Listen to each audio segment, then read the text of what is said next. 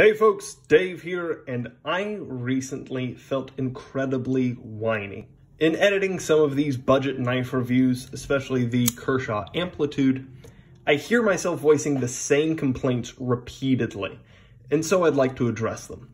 We all have biases. Biases? Bias? Is a bias like a moose? Biases. We all have preconceptions, and here are some of mine. Whenever I see a knife in 8CR13 MOV or Oz 8, I would prefer that it be 12C28N or D2.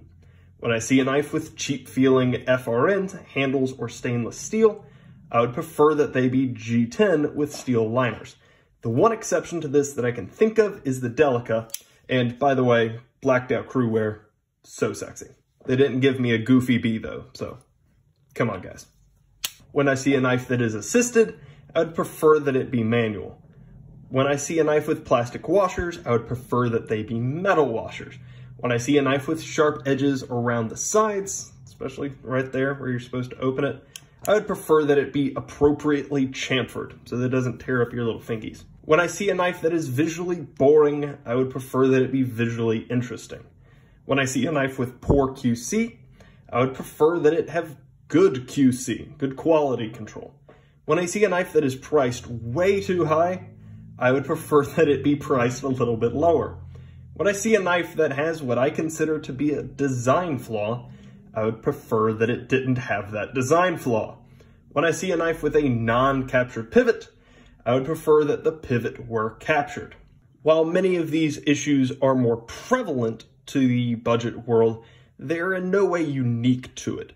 Even more expensive knives sometimes suffer these flaws, unless you don't consider them flaws, in which case I guess they don't.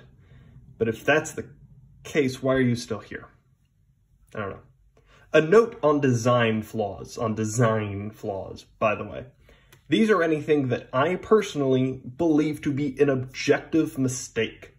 Some of my favorite knives were built with horrible design flaws. That little hook right there, the not enough space getting to the lock bar, pocket clip, all of that, this knife only became usable after a lot of work was put into it. You may agree with my assessment of what a design flaw is, but if you don't, then I can still forgive you. I have that inner strength.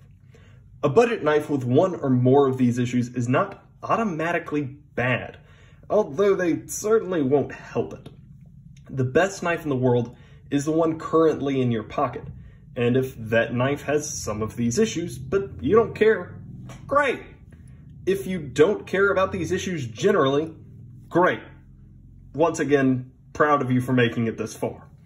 If you think these issues are annoying, but buying your way out of them is too expensive to be practical, great, but ill-informed. There is more than enough budget stuff that doesn't have some of these. So just keep looking and I'm sure you'll find something. There are a number of more budget-minded brands that don't have a lot of this stuff. They aren't visually boring. They don't have cheap steel, yada, yada, yada. Lacking design flaws and having good chamfering, that kind of thing. The under $50 is a fantastically wide open world right now. Again, just keep looking. They're around the place. If you think this rhetorical repetition is unnecessary and annoying, great, but I mean, who asked you anyway?